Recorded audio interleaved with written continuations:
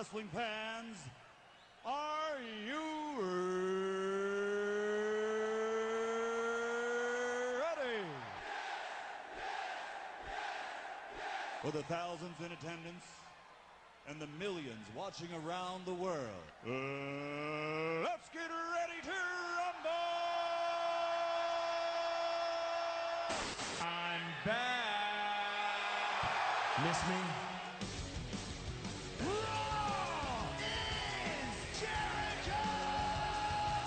And the spirit of Ultimate Warrior will run forever!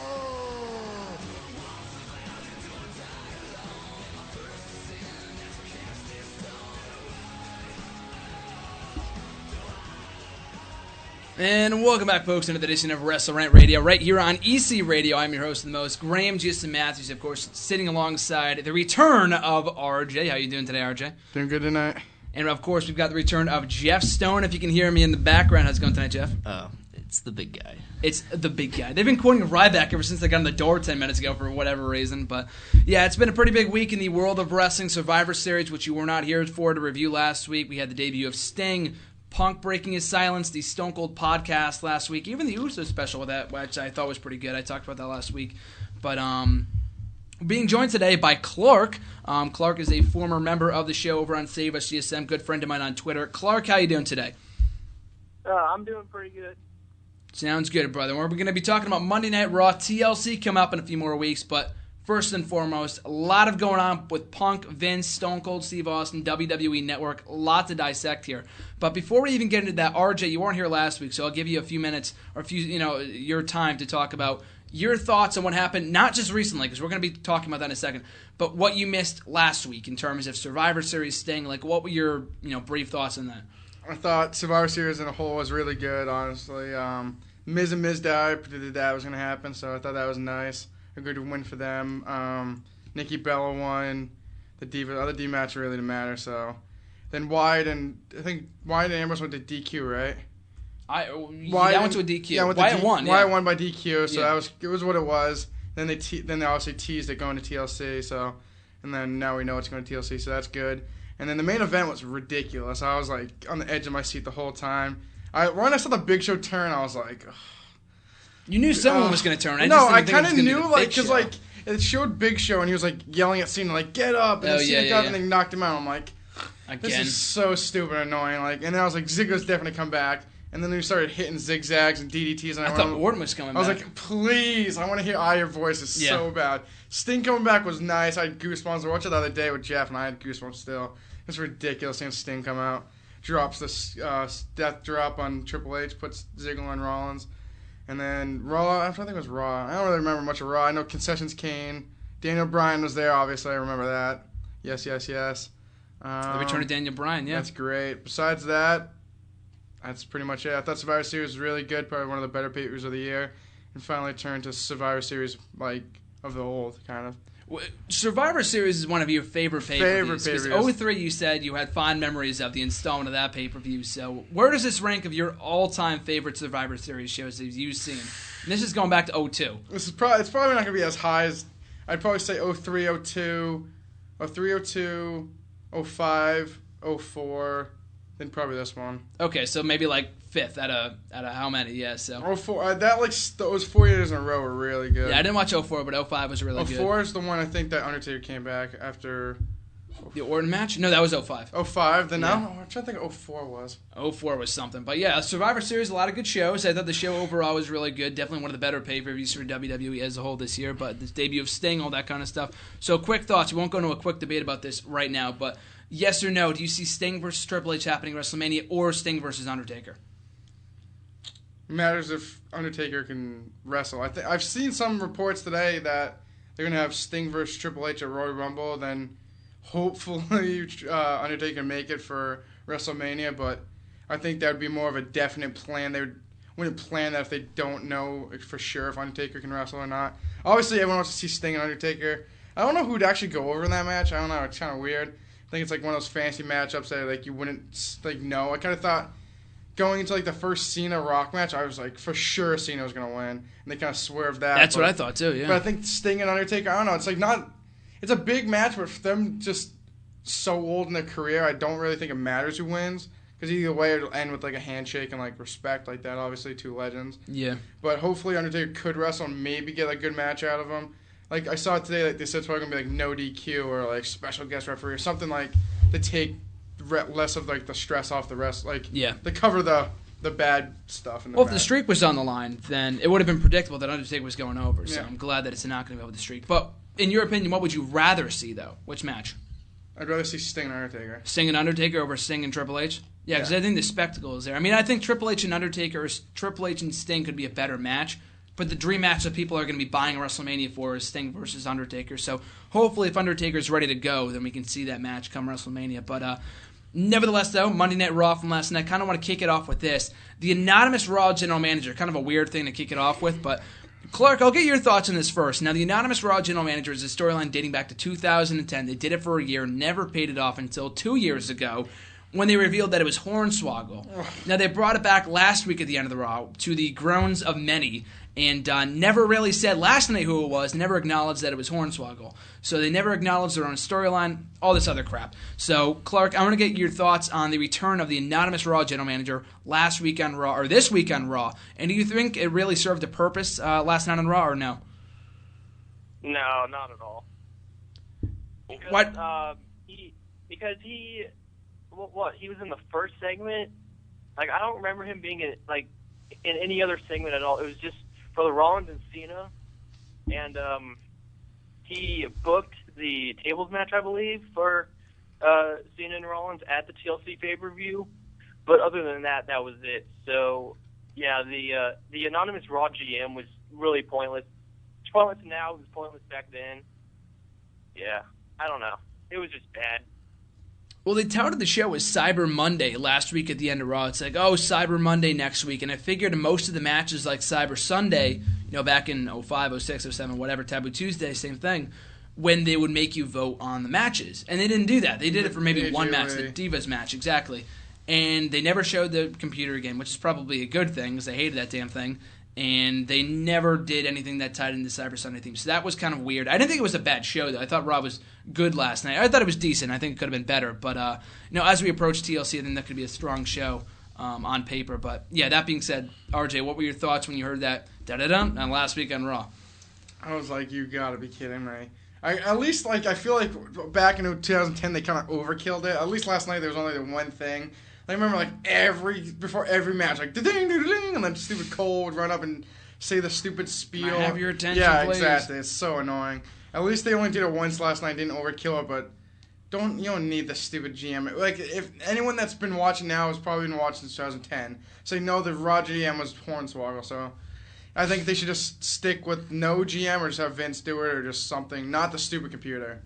Well, that's my next question for you. Who do you think, now the Authority is out of power, who do you think takes over? Or who do you think should take over? They name-dropped Eric Bischoff last night, too. I wish it was Eric did. Bischoff. I'm bad. Oh, I'd have rapped. I wish Shane, but Vince said last night that's not going to happen on the podcast. He didn't say that he wasn't going to be back. He just said he was busy doing other things. Yeah, he branched off. So he probably won't be back. I don't know. Hopefully, I would like to see Eric Bischoff, not just have Vince just make decisions from time to time. Yeah, I'd much rather have just Vince in charge. Like Teddy Long, I don't know, someone that I don't care if it's Teddy Long. It's not that big of a deal. Yeah, I don't think we need a GM per se. I mean, if we brought back Eric Bischoff, I think it'd be cool. If only for like a one night only kind of thing. But like you just said, have Vince show up every once in a while. That's really all you need. We don't need the Authority kicking off the show every single week and then interrupting in every single segment, stuff like that. I liked when they had Mr. McMahon was the head kind of, but then he had Coach. And the coach exactly, yeah, the coach. I loved Coach. Jonathan Coachman. Now he works at ESPN, but they almost had to deal with him this past summer, I think, for the network, and it fell through. Yeah, I liked Coach, but I don't know. Besides that, just have Mr. McMahon or just like I said, Teddy Long would be fine enough for me. Yeah, I think they could bring back Teddy Long. I think they got rid of him earlier this year, but that doesn't mean they can't bring him back though. Or Dusty Rhodes or someone some old guy that somewhat makes sense. Someone that's still in the company. Jerry Lawler. No. Someone said that last week. What do you think about Jerry Lawler?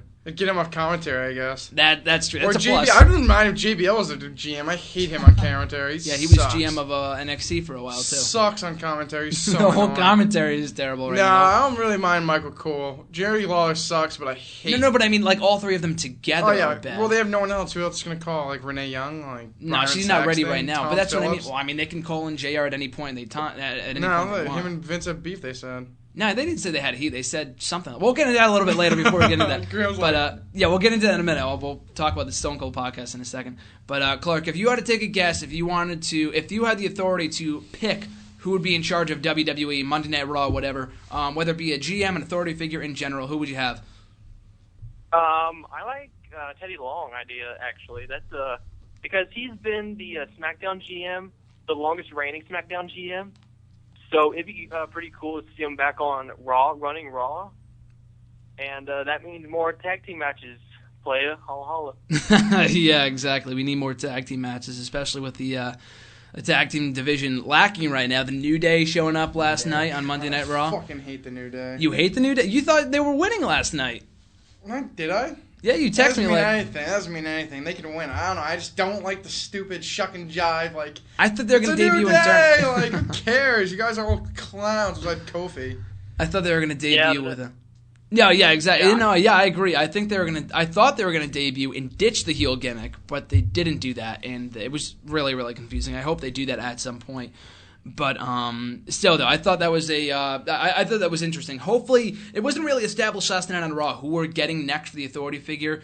I'm hoping the laptop isn't here to stay and it's not a permanent thing. I'm hoping that it becomes, just a every week thing where we get a former GM or someone else taking over on a weekly basis, something like that. For the meantime, until they settle on someone permanent, because it's obvious they made that authority stipulation to sell pay-per-view buys, network subscriptions, whatever, and they didn't really plan ahead thinking what they're going to do next, which isn't a first thing with WWE. They do this all the time. They're not going to plan ahead. So I'm not really surprised by that. So hopefully they can, solve that issue come WrestleMania time. But of course, we talked about it at the start of the show, the Stone Cold podcast. Now, we'll talk about this because Clark and I, because I know you don't really want to talk about it, the Punk podcast.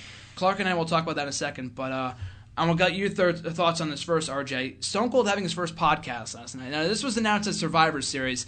I'm a longtime fan of the Stone Cold podcast. I think he does a great job. Did you listen to his interview with Wyatt, by the way, or no? I did not listen to that yet. Now, it was good. They had the second part today on podcast 1, but they sat down last night, and you and I both, as well as a lot of people, we thought it was just going to be some standard thing like, hey, it was fun feuding back in the day, like whatever favorite memories of our feud. And they did do that, but they went a lot more candid. Stone Cold Steve Austin, what I love about him is that he's real. Like, he's down to earth. He knows what the people want to know. He's in touch with what the people, what they want to know, stuff like that. So they're talking about Macho Man, CM Punk, Cesaro. Why is he not being pushed? Why is Brock Lesnar not on TV? All this other stuff. I thought it was really, really interesting. So, RJ, what was your initial impression of the podcast last night thinking about it? Because, you didn't watch it initially, and then you heard how awesome it was, and then you watched it. Yeah. So, what were your first thoughts of it? I thought it was, wicked. I thought it was wicked nice that finally, Vince kind of came out of kayfabe, kind of, and, talked more, reality WWE, and, how, pretty much, saying it's more sports entertainment now. Obviously it's different than when Stone Cold was in the Attitude Era and stuff like that, and just, he kind of was saying, guys don't have, the same want as the guys in the Attitude Era. I remember he said, this roster's not the same as the old one, but... They didn't bury the roster, but he kind of took a dig at him. Yeah, exactly. Only person he said John Cena's the only one, which I could easily say. Because obviously John Cena's, been the guy that's pretty much held the company up for the last 10, 15 years, for Christ's sakes. I feel like everyone shits on Cena, but, give the guy some credit. The guy works every day of the week. As a worker, he's exactly. amazing. Yeah, exactly. I hate when people you can't wrestle. The guy's been fucking standing the company. Guy's doing everything he can do to make sure these guys survive, and everyone's you suck. You have 5 moves of doom, and you suck. Every other face does too. So shove it up your ass. I don't really like Cena that much, but I respect. No, as a person, absolutely. I just respect what he does. So yeah, I was how Vince didn't really nag at Cena at least, but I thought it was nice how they went into depth about the CM Punk stuff, WrestleMania, the streak being ended, and stuff like that. I think he really did come out we've been talking about how lackluster the roster's really been the depth wise, and he himself even said that. So it's kind of fun. He pretty much was saying that's why we need part timers, kind of, because there's really no depth, and I know you're saying they don't long term book, but say they book so and so further down the road and they get hurt, like we've seen recently, like Roman Bryan Reigns, and Roman Daniel Bryan. Reigns, then you can't that long term booking kind of goes up in flames. Yeah. So I think it was nice to see Vince come out of his shell and like actually talk legit and not like wrestling like corporateness. So Yeah. that was wicked nice. The wicked nice podcast. I would definitely listen to another one if they had like another one set like that on the like a live one on the network. I think my only complaint is that they didn't sell it like that on Raw. Yeah, so you saw Vince on Raw, he's like, oh, it's going to be a fun interview. But if they said, I'm not saying they should have name dropped CM Punk, but even I know on the website, they interviewed Stone Cold yesterday. They said, what are you going to ask him about? He said, oh, maybe ask him about Daniel Bryan, maybe ask him about CM Punk, and that got some people talking. But not everyone reads the website in terms of like casual viewers. A lot of people didn't even know about that. So what they could have done on Raw, and they aired a commercial for it like every 5 minutes, which I thought was fine. But on Raw, when they showed Vince, the least they could have said was like, I'm going to be very candid, and that's what's going to sell your network subscription. So hopefully the word of how great this thing was is going to sell some more network subscriptions. And I like how they did it on the 1st of December, after the free month was over, so people would have to sign up in order to see it. So I thought that was great. But Clark, I'm going to get your thoughts on the podcast. What were your initial impressions of listening to it last night? Well, first off, I've been a podcast fan recently, and it's been a pretty good week for podcasts. I mean, you know, Austin's podcast, or wrestling, which we'll talk about in a bit. But yeah, Austin's podcast was like really was like real, because Austin did not go soft on Vince. He like really hit him, talk about Punk and Macho Man, you know, stuff that wrestling fans are asking about, we never get answers for. So yeah, it was a really good podcast. It was really cool to like have Vince talk about transitioning from a few man writing team to like 26 or something like that. And you know, it was just really cool to like listen to Vince and you know have him talk about Cesaro and actually him talking about Ted Turner when he started WCW. Ted said, "Hey Vince, I'm in the wrestling business," and then Vince said, "Well, you may be in the wrestling business, but I'm in the entertainment business." And you know, that's just pretty cool how he just talked about that and never like, I don't know, he didn't like deny as much. He just went straight into the questions and just answered them. No, yeah, that alone I thought was really, really good. I think a lot of part of it, I thought for the most part he was giving me like, oh, I don't really want to get into that. Because at first when he said, do you want to talk about CM Punk? He's like, well, the only thing I'll say about CM Punk is a few things. One, I apologize, all this other stuff. But they ended up talking about it for like 20 minutes, and it was great because I think the podcast as a whole was like an hour, like in 15 minutes, like 75 minutes of audio, and I thought it was amazing. But I do want to talk about this real quick before we get into the Punk stuff, you and I, Clark. But I do want to talk about the Cesaro thing. So we were talking about before the show went live about how Cesaro, and it was one of the first things they talked about in that Stone Cold, who has been an avid fan of Cesaro since the start of the year. I've been listening to his podcast for like the last year now, and he's always talked about how he's a big fan of Cesaro, he's missing a few things, and you know, even he himself has noticed that how great he was getting over earlier this year. Jeff, like the day after WrestleMania, when you and I were talking about when the streak ended and stuff like that, you said, I'm a Cesaro fan now after he won that Battle Royale. Remember that? Not now. You're not now. Yeah, exactly. The casual fan is not going to be a fan of Cesaro after poorly booked he's been. But nevertheless, though, even he himself realized or talked about how, you know, he was on fire earlier this year with Paul Heyman and the WrestleMania win as a babyface. Why didn't you turn him? Like, they were using all the insider terms, too, which I thought was great. Like, they weren't dumbing it down for us, which I thought was amazing. Yeah. But I'll ask you, Clark, first. What were your thoughts on Vince saying that Cesaro doesn't have it? Do you agree with that? And how else do you think Cesaro is going to make it here in WWE? It's a little 50-50 for me because he connects well with the fans. I mean, the swing, you know, that just gets fans up on their feet. And, you know, after counting, like, you know, 20, 22 swings or something like that, you know, that gets the crowd really on fire. But, yeah, like Vince said last night, his verbal skills need a little bit of work. You know, he's charismatic in the ring. I disagree with Vince on that one.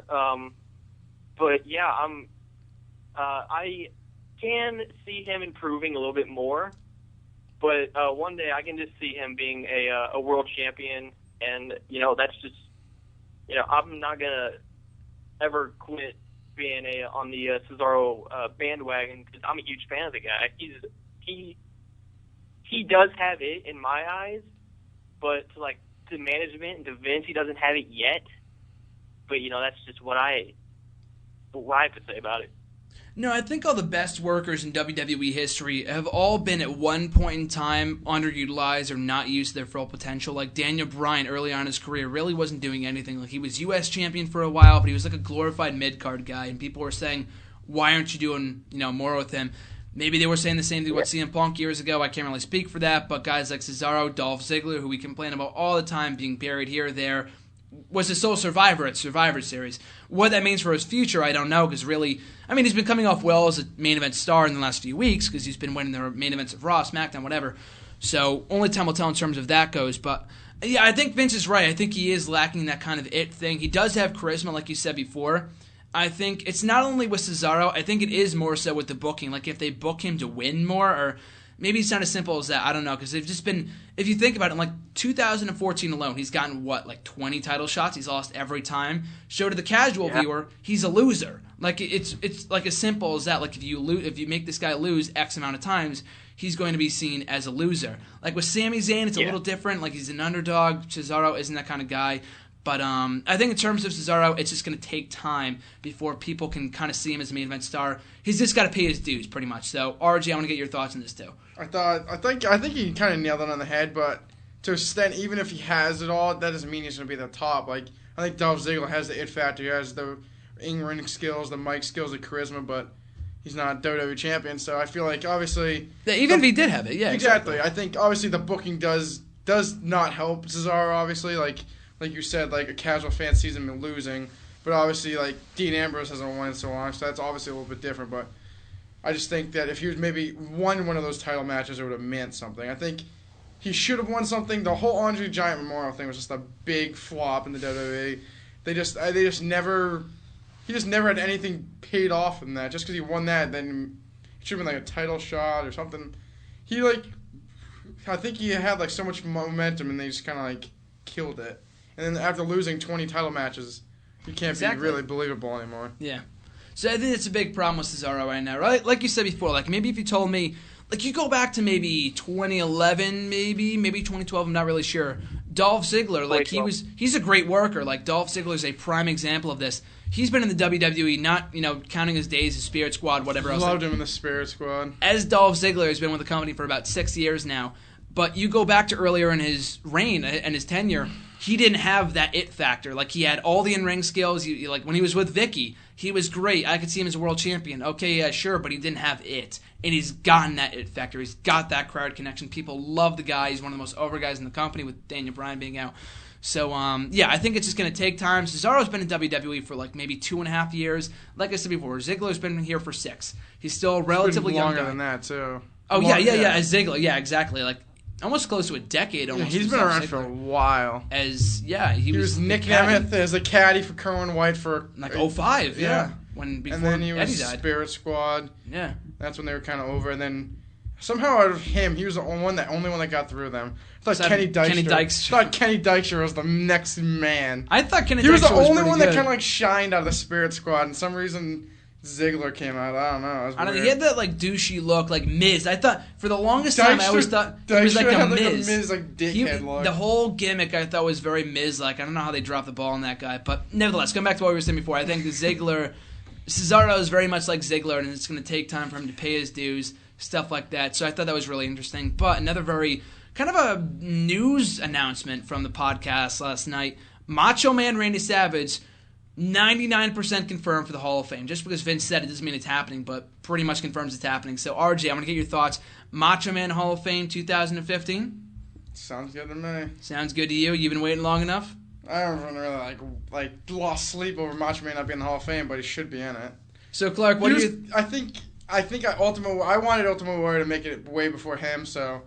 Now that Warrior's in, I guess, why not throw Macho Man a bone? My top 3 were that these people better be inducted like they deserved it. Like it was weird that they weren't in. It was Warrior, Bruno, and Randy Savage, and Bob Blackman was kind of up there What too. I just don't get is like it kind of is like a kick to the nuts, kind of like Edge made it in before like Macho Man and Ultimate Warrior and Bruno Sammartino. Like Edge was good, but not as like he's not a legend. Like you're not gonna like 10 years later, you're not gonna remember Edge. Like well, maybe a little bit, but like no, yeah, he's not the star like an Ultimate Warrior like Macho Man or freaking it's like Bruno Sammartino. Yeah. Like Bruno Sammartino was wrestling. I had just like. Well, at the end of the day, we've talked about this before. It's all about politics. Yeah. And Edge had just retired. He had that momentum. That's like a lot of people saying that there's Eddie Guerrero belong in the Hall of Fame. Yeah, it's exactly. I feel like he got pushing a little early. A lot of people died and made it they just wanted later. to capitalize off it. Eddie Guerrero would have gone in regardless. Same thing with Benoit. I think he would have gone in had he not, done what he did. But, that's another story for another day. But, what do you do? Yeah, what do you do? Yeah, so I think it's about time that we're getting Savage into the Hall of Fame. And I know, like, Stone Cold was kind of pressing him on it, like, are you bullshitting me? Like, are you telling the truth here? And he wanted to know, like, an exact date. Like, I'm not expecting him to say he's going to be in the Hall of Fame next year. Because then it ruined the the surprise. Yeah. When we see that video package around WrestleMania season, then we'll know. And I'm pretty sure it's happening. They released a DVD on the guy, which I heard was great, and I'm going to watch that at some point. They made amends with Lanny Poffo, his brother, who I know hated the company for the longest time. So I'm glad to see that. Clark, I want to get your thoughts on that. What are your thoughts on Vince saying last night on the podcast that Macho Man is bound for the Hall of Fame? I was actually pretty happy about that because Macho Man does deserve to be in the Hall of Fame. But yeah, I also liked when Stone Cold was just like, really? Are you really being serious right now? And Vince is like, yeah, I'm being serious. But, to me, Vince kind of sounded forced to say it, but I would like to see Macho Man in the Hall of Fame. Yeah. No, yeah, his answer did come off a little strange. Like, he was like, oh, yeah, absolutely. And he was, like, on all smiles about it. Maybe that's why, like, Stone Cold saw through that. But it wasn't like it came off sarcastically, either. Like, I'm sure we already kind of knew that he was going in, but it was great to hear it from Vince himself that he was going to be going in at some point. Because he probably knows that it's pretty much likely. Because it's weird. Because I was thinking about this the other day, and it's not really more so WWE that won't induct him. It's the other party. It's the Poffo family that didn't want him to be inducted. So it's not really on WWE. Like, it was a travesty they never inducted him before that. But, I mean, after his death, I think it was in 2012 that they asked the family, can we go in? And they said no. And I don't blame them because based on what Lanny said, they didn't apologize. Vince didn't apologize or even offer his condolences to the family, which I don't really believe, but, it's his side of the story, whatever. So I get that. Ultimate Warrior, I think, was supposed to go in like 2010. He's from the Phoenix, Arizona area. He was going to go in that year, and he turned it down. Bob Backlund maybe was supposed to go in at one point. Like, all this other stuff. So, same thing with CM Punk. Like, maybe, like Vince was said last night on the podcast, like, he's open to Punk coming back, and we'll transition to this in a second, that he's open to Punk coming back. I think the biggest issue he said between the two was a lack of communication, which makes sense. Which absolutely makes sense. And Punk was kind of saying the same thing, but he said they wouldn't get in contact with him. Now Vince was saying they can't contact him. There's two sides to the story, and then there's side A, there's side B, and then there's the truth. And you and I were talking about this beforehand, how Triple H will probably never talk. And I was very surprised that Vince talked about it, and in as depth as he did, and I was very glad he didn't give a corporate BS answer. Triple H, unless he's given that forum to talk, and even if he was, I don't think he'd reveal his true feelings about it. Like, he's not going to say, like, I hate CM Punk. He's not going to say that publicly. And I'm pretty sure he does, because, Punk says he doesn't like him, but, he's not with the company anymore. You know what I mean? So it's a different story. But still, the one last note on the Austin McMahon podcast before we move on. Clark, I'll ask you first. What were your thoughts on the whole, kind of transitioning into a bigger issue here, which a lot of people have been talking about? Brock Lesnar as the WWE World Heavyweight Champion advertised for next week's show, taken off the last minute. I still say it's not really his fault that the booking of him as champion has gone as well as a lot of people hoped. Has been on TV for 3 months. Vince was saying that he's an attraction. Paul Heyman said that in the promo, he's an attraction. A lot of opinions on this. I want to get your thoughts. Has Brock Lesnar being off TV for so long damaged the title? Do you think it was a bad idea off the start? I want to get your thoughts on this and what Vince had to say on the matter last night on the podcast. I do have to say that as a wrestling fan, because fans and the business standpoint, they are different views. The business thinks it's a special attraction to keep Brock away, but as wrestling fans, we want to see the world champion on TV every single week, and that's how I feel. I do want to see Brock every week, and I understand that Vince and Paul do say that Brock is a special attraction because he is. But yeah, I would like to see Brock more on TV, and I think he's not going to be at the Slammies, right? No, they took him off that show. All right. It seems like I read that he's going to be like on the December 14th edition of Raw, but It's a dirt sheet, so I wouldn't believe it. No, yeah, I think there is some truth to that. I think until they pull him, I think he's going to be on the next night's Raw after the TLC pay-per-view, and then he's going to be on a whole bunch of Raws in December and January and whatever else. Yeah. So yeah, but I do agree also that Brock is a special attraction, but I just want to see the champion because that's what the guys are fighting for, the top prize. And for Seth Rollins is Money in the Bank winner, so having no champion there, you know. No, yeah, absolutely, I agree. But I'm not of the mindset of many people in that Brock needs to be on TV every week. I don't think that's the case because, like Paul Heyman said in his promo, if you have him on TV all the time, he's going to lose that mystique about his character, and I absolutely agree with that. True. And if he's such an attraction, though, on the other side of the fence here, the least they could do is have him work one pay-per-view. Like, I'm not saying, like everyone's saying, he needs to be on Raw this week, he needs to be on SmackDown, Superstars. Like, he doesn't need to be on TV every week. The least he could do is at least show up at the pay-per-views. And I'm not blaming Brock. It's WWE. And Vince said himself on the show last night, like, he came out and said it. It's in the contract that we signed with him. But you can dish out a little bit more money to have him show up for a few more shows. And we've talked about this before. I think at the very least, I think Survivor Series could have been that much stronger, even though I thought it was a very good show. They could have had him on that show and do Brock and Orton in his hometown. And Orton wasn't involved in the main event at all. So you could have done that match and then Team Cena versus Team Authority. So, I don't know. That was just my 2 cents on that. But, RJ. No, go ahead. And like you said, him appearing every week, like you said, that would lose attraction in him. Plus, if he did appear every week, there would be no baby faces left for him to go after because, he is a legitimate beast. So having a former UFC champion in the WWE does bring a monstrous personality towards him. And if he just appears every week and just destroys everybody, who is there left? Exactly, and that's what Vince was saying, yeah. Yeah. That's what he's saying on the podcast, like that he would destroy half the babyface roster and who's there left to work with. So I agree with that. But, I mean, he can come back. He doesn't have to come back and feud with Ryback for a date. It doesn't really matter. Just come back for one pay-per-view feud with Orton. And Cena's number one contendership is going to be on the line at TLC, and we'll get into our TLC predictions next week for a final live edition of 2014. We'll talk about that later. But, your thoughts, RJ, on Brock Lesnar not being on TV every single week?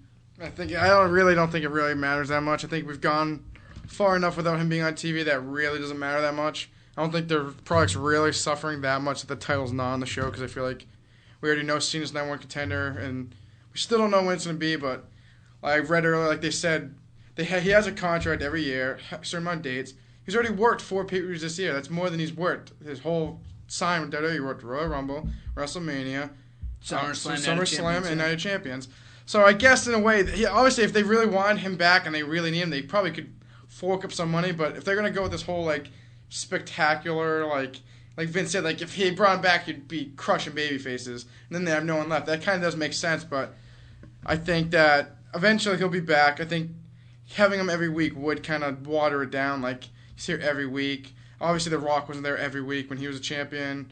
And I just think that the title, who would you I think Cena and the little Rollins thing's good enough for now, before Brock and Cena. But if he was there and then they had this then what they do with Rollins, I think it's just him being away kind of helps everyone else a little bit. and that like matches don't need the title to be over. Like at least like Rollins and Cena's not over the title. Like you don't need matches to be over the title. Exactly, yeah, and I think it helps the title in the long run, and that these people are feuding for a shot at the title, not necessarily over the championship. And we've talked about this at length before, in that Cena versus Lesnar is a feud I didn't really want to see again, and it looks like we're going to be getting it if Cena can defeat Rollins at TLC, and I'm hoping that he doesn't, but you never really know. It looks like from TLC to Royal Rumble, it's about a 6 or 7 week build. So if Lesnar is going to be on the show after TLC and be on the show every single week after that, they're going to have to do Cena and Lesnar every single week again, and like, what more can you do? Because we saw this going into SummerSlam, we saw it going into Night of Champions. What more can you do with this feud? I want to get your thoughts on this quick, RJ. It's a pretty dead beaten horse already. I think the Cena-Lesnar feud has gone its course, and I think it really needs to end. I think, obviously, hopefully at Royal Rumble. The thing is, they fight at Royal Rumble. I hope for God Lesnar goes over. But then Elimination Chamber, he's going to have to fight Cena again because Cena's going to be one of the guys in the Chamber. I don't think he's going to work. They're not doing the Chamber again, remember? It's Fastlane or whatever it is. Oh, they took that out? Yeah. I guess not then, but I just think the Cena thing it should have been Lesnar get over him on 2011 Extreme Rules, and it should have been the end of it. I think it was 2011, right? 2012 Extreme Rules. And then I just think the Cena-Lesnar match, after getting squashed at SummerSlam, it just makes no sense. Yeah, they should have how reversed. could Cena all of a sudden just come back? Exactly, yeah. I don't know. I think it should have been Orton versus Lesnar or something fresh, but that's what I was going to ask you next. How would you book it? I would have had Lesnar versus Orton. Well, I mean, now, going forward. Oh, now I'd have Cena lose at TLC. I'd have Orton screw over Cena to help Seth Rollins, and then he'd RKO Seth Rollins too, so it's still like the anti-hero kind of thing. Yeah, exactly. Yeah. And then him go after Lesnar at Royal Rumble. Yeah, Orton Lesnar at Royal Rumble. I think that's a good match. I think it's we've talked about this before. Royal Rumble pay-per-view isn't about the Rumble. It isn't about the championship, I'm sorry. It's all about the Royal Rumble match. The Rumble sucked the last couple of years, too. Yeah, 2014 wasn't good. Someone asked me that this past week. If 2014 was underrated, I don't think so. It was rated right where it belongs. Bryan versus Wyatt was a great match, but everything else, the Rumble match was like one of the worst in recent years. Torito. When you said El Torito, I laughed. Torito, JBL. There was a lot of weird ones. Like Kevin Nash came back for like no reason. Godfather, I think. That was last year. Yeah. Last year I thought was pretty good. 2013 they had like Jericho come back. Godfather. Isn't this year like they said like ECW guys coming in? Yeah, in Philadelphia. Yeah. Like Tommy Dreamer. What about Team 3D, dude? That's what I was thinking of in Philadelphia, ECW country. You don't want to see Team 3D back for one night? I wouldn't mind. I don't want to see like Tommy Dreamer, like Sandman, like smoking a cigarette, like go home. Sandman is out of shape. Sabu, go home. Like all those other clowns can go home. I'm pretty sure it's just rumors. We've seen the ECW. I wouldn't mind. Actually, I wouldn't mind Tommy Dreamer, but I can't stand Sabu and Sandman. The gimmick, Balls Mahoney, like a fucking steel chair. 20 years ago, maybe, but in 2014, or 2015, I'm sorry, I wouldn't be interested. That's like saying you're interested in Kane still. Yeah, exactly. Bring back New Jack. Just kidding. Vince would never do that. No, yeah. Well, I mean, we never thought that he would speak on Macho Man Randy Savage, so I guess never say never. But no, yeah, I think it's just all rumor. I don't think it's gonna be like a whole ECW love fest. We've seen that. How many? 1, 2, 2,400, 560 times. Like, we've seen it so many times in WWE, TNA, Ring of Honor, whatever else. They've just done it to death. But, yeah, so that was the Austin podcast. But before we move on to the Punk talk here, which we do need to address, I just do want to give RJ the Forum 2 rant, and it's WrestleRant Radio. And we've got about 20 minutes left here on the show, and Clark and I are going to be talking about this since RJ did not listen to the podcast. Thank God. So I want to get your thoughts, RJ. You're not the biggest Punk fan, obviously. So I want to give you thoughts on the on CM Punk.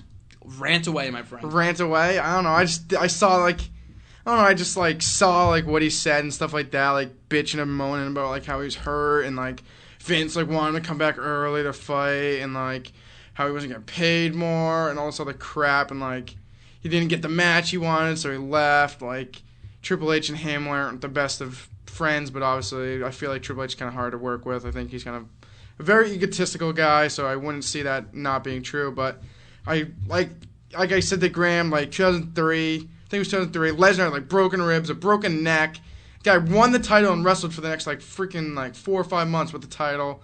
Like that shit happens like that. Like if you're contract and you're supposed to be the best, like Lesnar said it in like an interview with E60 on ESPN, like yeah, it sucked. Like I was like taking like prescription pills, I had broken ribs, broken neck, but like I'm the top guy, I can't give up my spot, like this is what happens.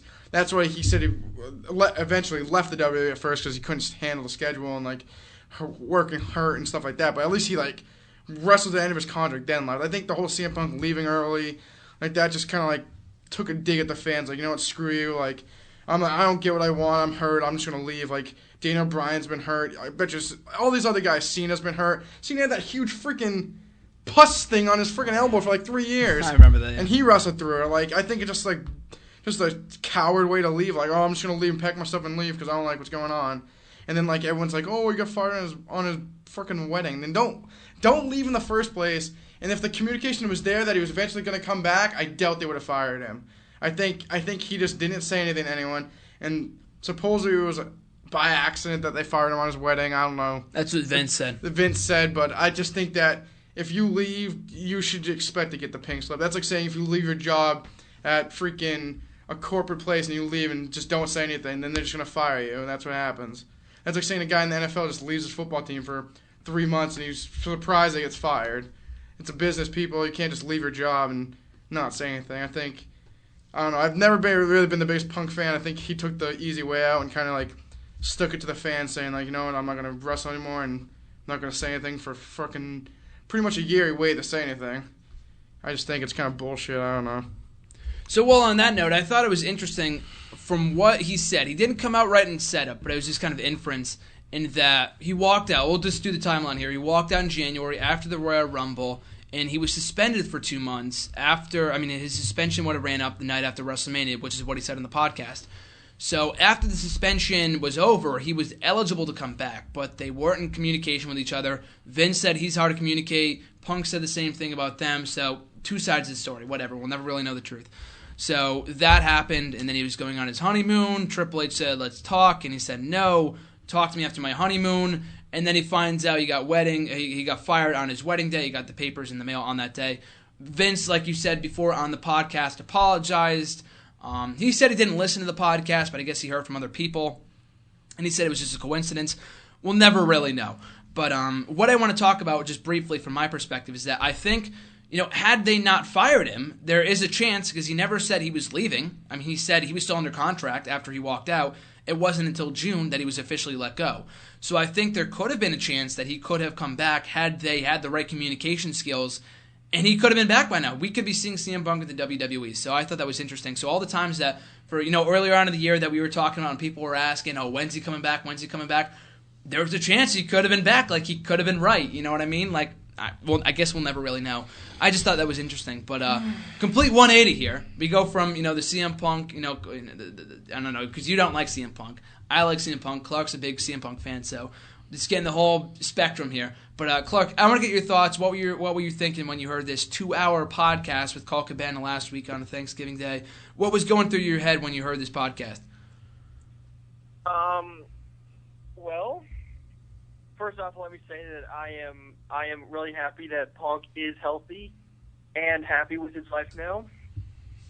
But yeah, when Punk walked out back in January, you see, the news broke out on a Wednesday, and that was the week that WWE was in my town, Wichita, Kansas, and he was advertised for Wichita. So I went up to Mom, and she was taking me and my brother to the event. I said, Mom, CM Punk left the company. She's like, it's just a storyline. I'm like, no, he really left. She's like, no way. But yeah, I kept on waiting and waiting for Punk to come back. But then I was at a summer camp when his contract expired. I'm like, well, I guess we're not going to see him back. Plus, when he said something about like his lawyer saying that he absolutely despises professional wrestling. That just like just put a nail in the coffin. Like we're probably not going to see Punk for a while, considering the fact that he hates professional wrestling now. But yeah, I enjoyed hearing his side of the story. Hearing him say that he had a staph infection for months while wrestling with it, and then getting it checked out, and the doctor said that he could be dead.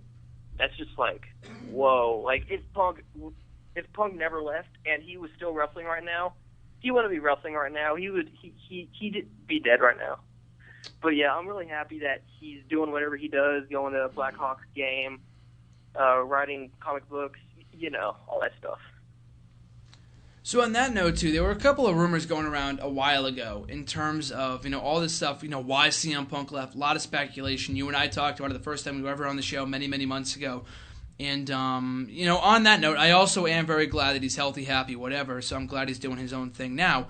But bottom line, one of the rumors that was going around why he left was because of Batista, and I thought that was interesting because he talked about that on the podcast, why Punk, along with everyone else except for Vince and maybe a few other people, thought it was a good idea to bring him back as a babyface, but Punk and like I said before, Punk and everyone else was against it, whatever. But that was a big rumor for a very long time that people resented Batista because he was the reason why Punk left.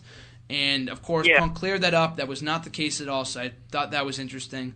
But, just a lot of weird, interesting comments from Punk about certain things. A lot of it I agreed with. The Ryback stuff I thought was interesting. He completely... there was only 3 people on the podcast. He just verbally killed Ryback. Pretty much. I know Punk hates the word now, but he dropped a pipe bomb on him. So, yeah. No, it was there were 3 people over the course of the podcast that he verbally buried. It was Triple H, Ryback, and the Doctor, Chris Amon, I think his name was. Yep. But so that was interesting. But I just thought it was really, really interesting and how he talked about it and his departure and stuff like that. But you mentioned it yourself, and you kind of implied there that you thought he would be back. Do you think he will be back one day in some capacity? Time will tell. I can't. I'm not going to look into the future because if Punk does, in wrestling, all wrestlers say expect the unexpected, never say never, all that stuff.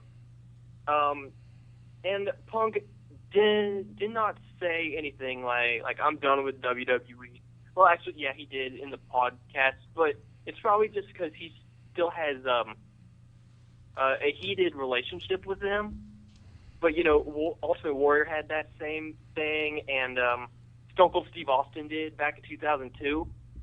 I think Punk just needs to, cool down a little bit and then talk to Vince or whoever. And if Vince is, is gone, permanently gone, and Triple H taking over, then we probably won't see Punk for a while because Triple H hates him. There were a lot of things about it that I thought were really interesting, and that, like you just talked about, and him returning, and just everything about the whole fact about Warrior, Savage, Bruno Sammartino, everyone comes back eventually. And I think of CM Punk, he's a lot like Warrior in the way, the mindset and the kind of stubbornness a little bit.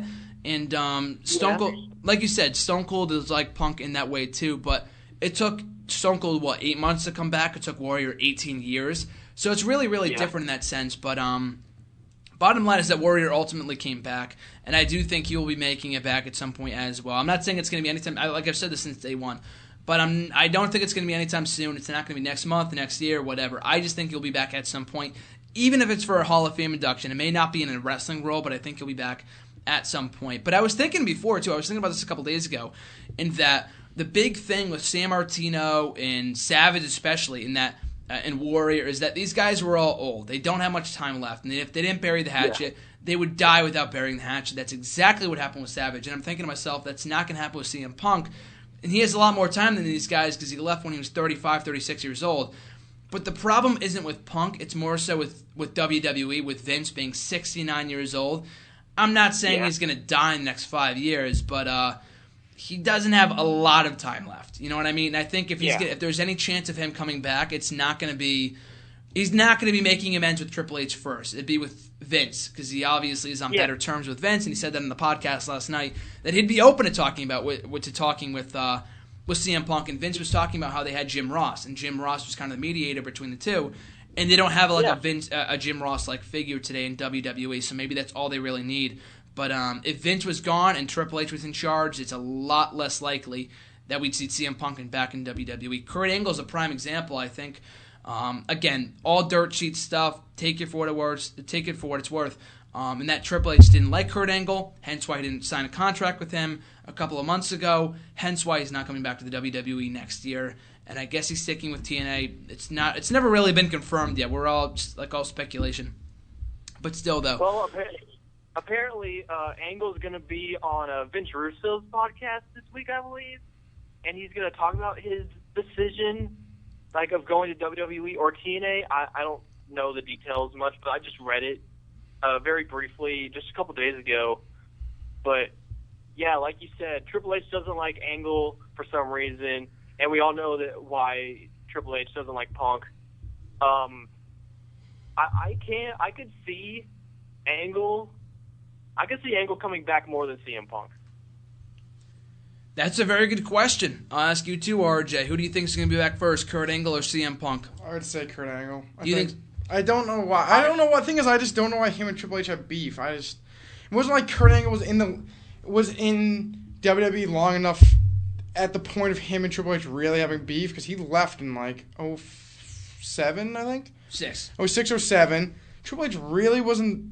They never really feuded, so I just don't see the hatred. I think people saying like Triple H won't let him back. I think if Kurt Angle wanted to come back, Vince McMahon would sign him. I think obviously Vince has more power than Triple H obviously does. Good point. But I think the whole thing of Punk and Triple H, that's kind of like their own thing. Like you said, if Vince is out of the picture soon, I don't think that would be resolved. I just don't get, like, I don't obviously didn't hear the podcast, so I don't know why the real hatred between CM Punk and Triple H really is. I guess the booking maybe. Obviously I didn't listen to the podcast, so I don't know, but I just think Kurt Angle it'd make more sense. I think Kurt Angle's a bigger WWE guy in a sense of earlier Attitude Era guy. Like, he was one of the bigger face of the Attitude Era that really hasn't been back in the last couple of years, like Mick Foley, Rock, Triple H, Stone Cold. All of them have been back. The only guy that's really been missing, and Jericho, is Kurt Angle.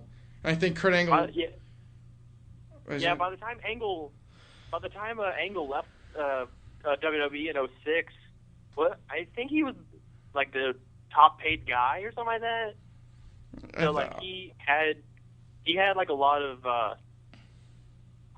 I guess he would have a lot of backstage power, I guess. I don't really know how to put it, but he was a top guy at the time, so yeah. Yeah, but I know that for a fact that Randy Orton has backstage authority too. Like, he can shut down storylines and stuff like that. Triple H are good friends. Yeah, exactly. But still, come on, like let's explain. Like, Great Khali was one of the highest paid WWE guys before he just got released. So I think that hopefully Kurt Angle comes back. I think he was probably one of my favorite wrestlers in my childhood. I think I've seen him at TNA, but I think he could easily have another run. I think he's in well enough shape that he could actually have a run. It wouldn't be like a one-time only like match like Sting or something like that. But with the whole CM Punk Ryback thing, I think that's a little stretch, because I think if Ryback wasn't safe in the ring, they would give him the axe. Like, that's why kind of Mr. Kennedy got kicked out of the way, because he kept hurting people, and he got Orton almost hurt again, and then Orton Triple H, so that kind of like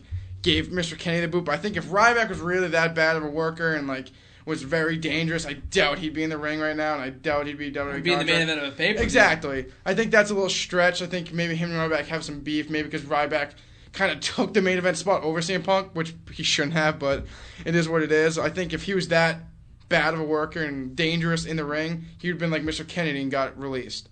Like, Mr. Kennedy was kind of hot at a point, but I remember he came back from injury, and there was like a Raw. It was like Team Laker versus Team Nuggets, some stupid shit. I remember that, yeah. And Orton almost got hurt, and Orton cut like a week later. Yeah, and he was cut the next week, and they were saying like he was like dangerous in the ring, and they just couldn't trust him. And I could say the same thing with Ryback. Ryback's not that big that would make that much of a difference. If he's that dangerous in the ring, they're not going to let him wrestle. Well, I mean, there have been reports before about Ryback being stiff in the ring, but he hasn't injured many people. Like, he's not AJ Styles. What? He's not AJ Styles. He's not AJ Styles. But yeah, I guess he's stiff in the ring. Maybe he's injured more people, maybe more people than we know about. But as of right now, I mean, maybe CM Punk, based off what CM Punk said. But then again, he hasn't really feuded with many people. John Cena, I mean, he and John Cena, I guess, are good friends. And if John Cena didn't see anything in the guy, then the guy wouldn't be in the main event of a pay-per-view this past week. You know what I mean? He wouldn't been. If he worked with Punk, okay, then why would he have worked with John Cena for as many months as he did in 2013? You know what I mean? So I don't know. I think there's just more to the story just in that. Maybe he doesn't like him as a person. I don't really know. But you mentioned the thing about Kurt Angle, and I think, yeah, I do agree. I was kind of debating that, who's going to be back first between Angle and Punk, and I still say to this day, actually, before I go on, do you think Punk will ever be back? Yes or no? One day. Yeah, I think he'll be back eventually. I don't think he'll be in the next 1 or 2 years. No, yeah. I think eventually he will. I think if Vince ever does pass away, I think it'd be a lot less likely he'll be back, but maybe him and Triple H can sever ties, I guess. I just think the way that he left was kind of like, I think it would be hard for WWE to bring him back because he kind of like turned his back on the company in a way. So I feel like they'll let that fume for a little bit. Like you said, like guys like Ultimate Warrior and stuff like that, they were like 18 years after. Like Owen Hart and that whole stuff too. Like he still hasn't been in the WWE Hall of Fame. He died like 10, 12, 15 years ago. Yeah, 15 years ago. So it is, but at least Bret Hart came back after 15 years. I think that's all Vince. I think Vince kind of knew like his time's kind of coming to end, and these guys, especially the older guys, like they're not gonna have that much time left. So maybe it's time to make amends. Maybe Triple H and CM Punk can do that later on down the line. But I think it's kind of to a sense like I think Vince sees it different than Triple H. Triple H kind of like sees it in the way like they made Punk to how far across he was. Like he kind of just like went from ECW kind of like not that big, won 2 Money in the Banks. Like they gave him the torch kind of like to become a star. Obviously he worked his ass off too, but they gave him all this stuff and then he just turns on the company kind of like a dag at them, like kind of stabbing them in the back. Like we made you this good and you kind of fucked us over.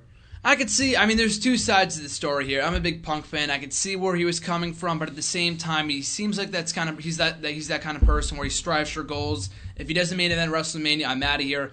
Austin was the same way. I understand that, but at the same time, you can at least show appreciation for the fact, and he never had once mentioned this in the podcast, not to dig at Punk, but he never once mentioned in the podcast that he appreciated the fact that he's the longest reigning champion in history. I don't think he mentioned that at all during the course of the podcast, that he held that title longer than anyone else in the last 25 years. Exactly. You know what I mean? Like, they gave him a lot, but I could see where he's coming from. Like, they didn't give him where he deserved at WrestleMania in the main event. You know what? That was stupid, too. Like, he was complaining that he didn't get, like, he wanted a sponsor or some shit, and he was pissed that Lesnar got one or something like that.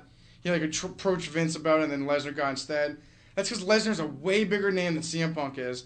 You ask any random guy on the street, I guarantee they don't know who CM Punk is. If you ask him Brock Lesnar, I guarantee they know who he is.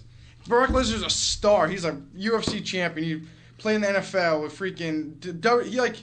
He was like one of those guys that just came out and you just see the guy and the guy's a freak. And everyone just knows who he is. I just don't think... I think he was a little over in his head. That's like... I could see Cena maybe getting sponsorship because John Cena. But CM Punk, come on. It was a little different. That I didn't have a problem with. It was what else he said, because he said that he was going to accompany Chael Sonnen, the UFC fighter, to the ring for one of his matches, or one of his UFC matches, and they declined it. They said no. And then I guess it was the next week for a boxing match that Triple H accompanied Mayweather to the ring, and he was pissed about that, and I understand that. That is, I was kind of pissed about that, too, because like, he was, that's when he like had his arm broken, kayfabe, and he was out there like hugging the guy. Yeah. That's what really got me with Triple H. It was kind of like you're like flipping off the fans. Like I'm with Floyd Mayweather, so I'm not hurt anymore. I could see that double standard. I could see that. Yeah, the sponsorship thing, that didn't really bother me. I could see why they did that because he already had sponsors in MMA anyway, in UFC. So yeah, I mean, exactly. That's already like that's a combined deal, pretty much. Yeah, exactly. He so had like the Jimmy Johns, and I don't know what the other one was. No, I definitely know the like JJ ones. Death Clutch was his own like thing. Yeah. He already had that in UFC, so. Make more money, why not? Exactly. But what I was saying before that, I think Angle doesn't have any heat with Triple H. He's like, why the hell aren't you bringing me back? And Triple H may not like him. I get that. So, but CM Punk and Triple H mutually have a hatred for each other. That's why it's a little less likely that he's going to be back before Kurt Angle. But like I said before, that I think it's only a matter of time before both guys are back. It's maybe not going to be next year, next decade, whatever. I just don't get the heat between Triple H and Kurt Angle. Hopefully Kurt Angle hears these rumors and he addresses this on the podcast with Russo, like Clark was saying before. I hope so. Like maybe because Kurt Angle was a little bit more over during the Attitude Era than Triple H was. That's the attitude era. That's what it is. Yeah. I think that might have been because like Triple H from like 02, 03, 04 was the man. He was the top heel. Like they had to skyrocket up his ass. Guy was pushed like the face of WWE for those few years. I think it really was that Kurt Angle was a little bit more over in the Attitude Era than Triple H was. He was also one of the most legit wrestlers in the company. Triple H, I don't know, something along those lines. Maybe he was jealous that he could actually beat him up because he was a wrestler and he wasn't. I don't know, something like that. But I thought that was interesting, though. So before we close out here, RJ, any final thoughts? CM Punk, awesome podcast. Everything else going on in WWE right now. I hope they keep doing the podcast and that forum. I like that forum. That was really cool, yeah. I want to listen to Bray Wyatt one. But yeah, that's on podcast 1 right now. Yeah, but that was good. I tweeted this last night, but we didn't bring it up. How the Big Show Eric Rowan thing? I said, what's gonna be TLC? Eric Rowan versus Big Show in a steel steps match. After you tweeted that to me during mid-show, he comes back out with the steel steps and you hit him right in the head with it. I'm like, they gotta do that. I don't know. Yeah. But I think TLC is shaping up to be a pretty good show. I don't really care about Ryback and Kane. That match kind of like. You called that, dude. You called that. It needs a stip, I guess. It's what it is. Kane's so bad. Ryback, it kind of sucks for Ryback. You got Kane. Yeah, but I'm thinking it's building to an authority match. There were rumors of Ryback Triple H at WrestleMania, but now I'm not really too sure. We talked about that here on the show before. So I don't have a problem with it. But Rollins Cena looks good. What's the other match? Wyatt and Ambrose could be a kick-ass match in TLC. There's a lot of good matches on the card. The tag team title match, Miz and Mizdow versus the Usos. A lot of good matches right now, which actually has a story now. They actually acknowledge that Trinity and Jimmy are actually married. So I was glad they finally acknowledged that. That was a good documentary, too, the Usos one. Yes, that's what I was going to say. I got a little choked up when they were talking about how they got signed and Umaga died. The day they got signed to WWE, yep. I'm like... That was very, very sad, yeah, because I was a big Umaga fan, too, yeah. I was a big Umaga fan, but I just thought it was sad. No, yeah, he wasn't my favorite wrestler. I actually talked about this in the video this upcoming week on YouTube, but yeah, because it was 5 years ago this week that he passed away. Can you imagine that? It's crazy, dude. But, talking about the Uso thing, and I was telling you this yesterday, but I like how they're adding more exclusive content. Yeah, I like how it wasn't too long, too. It was an hour and a half. Yeah. It was half an hour, perfect. Yep, that was good. Then podcast they, recognized how, they're related to Roman Reigns and The Rock and stuff like that. So I like how they're recognizing stuff now. Yeah, it's good. Instead of, they're not related at all. It's there's no relation. Sorry about that. Yeah, don't act like we're stupid. Aside from the whole anonymous Raw GM thing with Hornswoggle, aside from that, they're not insulting our intelligence too much. Exactly. But that, and I think they're having a Mick Foley comedy show that they feel like he does comedy shows, and they're filming that for the network. It's exclusive content. I would want to see that. But at least they're doing more stuff like this. We'll see if I laugh. We'll see. We'll see. But I'm looking forward to them actually building the network more, and I don't deem it a failure like some people have. And I think it's the bottom line, it's just going to take time. That's what Vince said last night. It's going to take time. For superstars and network, everything. It's just going to take time. So before I love the network. What was that?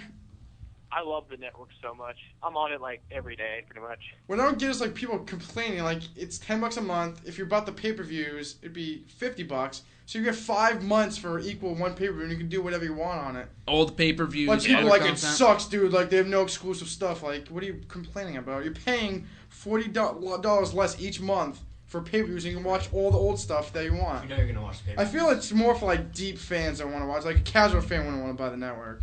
No.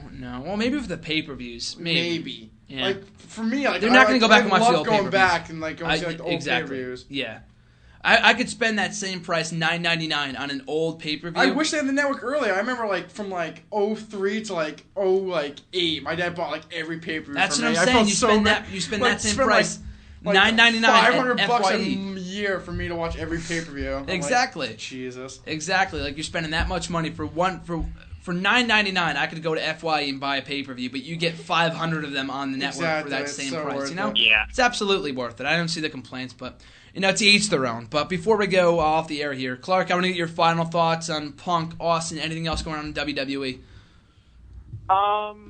I am excited for part 2 of Art of Wrestling coming out this week. I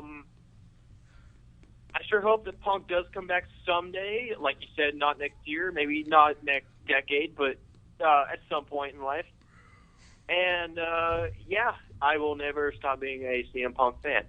Sounds good, brother. Thanks for joining us. It's been a blast having you on the show. But before we let you go, though, of course, plug your Twitter or anything else you got going on. All right.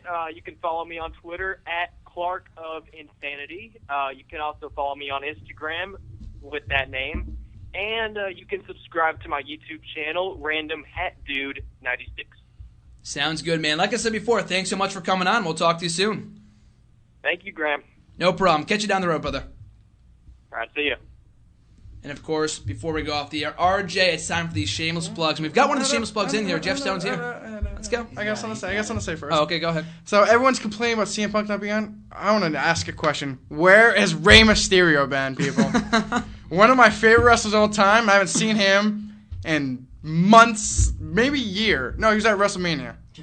Yeah. I think, yes. Last match was where is he? He was my childhood. And everyone's complaining about not Ray. seeing Punk.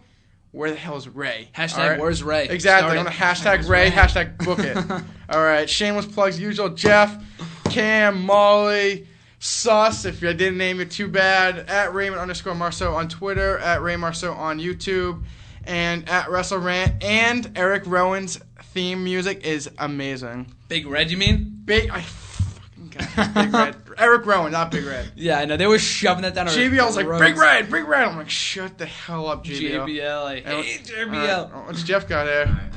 Go right ahead. I just want to say, feed me more, all right? And you can find me at JeffStone1 on Twitter. And who's your buried person of the week? Buried person of the week.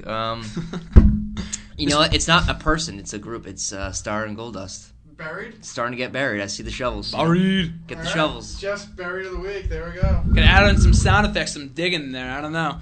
But, yeah, like we were talking about before, I was talking about this a few weeks ago, but hopefully next week we will be live. Final live episode of 2014. Next week we'll probably come in early, do a TLC review, do it on podcast form. We'll also do another a talk over, like live commentary like we were talking about old Rumble that I'll put on before one of the upcoming Royal Rumbles. So that's going to be pretty exciting. But like I said before, folks, we're live every Tuesday starting next week, or like last week is the final week that we're live here on the show, but we'll be back in 2015.